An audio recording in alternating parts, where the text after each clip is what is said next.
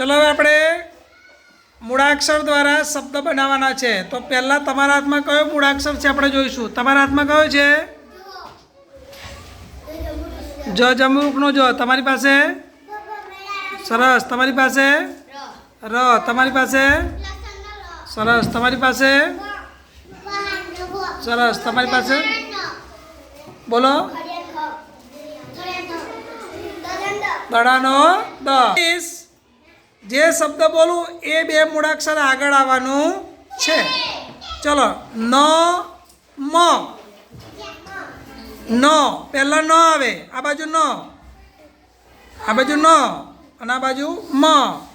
તમારું અક્ષર બરાબર નથી, જોવો જોઈ ઊંધું છે। ન મ। ચલો સરસ। પાછા ચલો હવે ખ ખ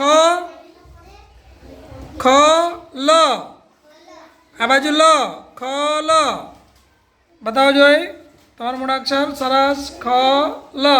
ચલો જ જ મ જ મ। સરસ, વેરી ગુડ। ર થ ર થ થ કઈ છે? સરસ। ર કયો શબ્દ બન્યો?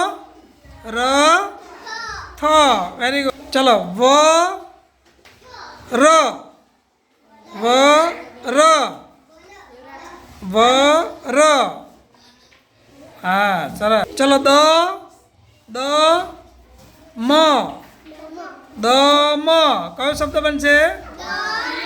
સરસ। ચલો ભ ભ મ ભ મ।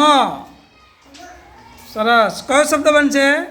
શબ્દ બનશે ભ મ, વેરી ગુડ। આગળ ભ ન વ ન, એને ખબર પડવી જોઈએ ને, પણ તમારો શબ્દ રાખો।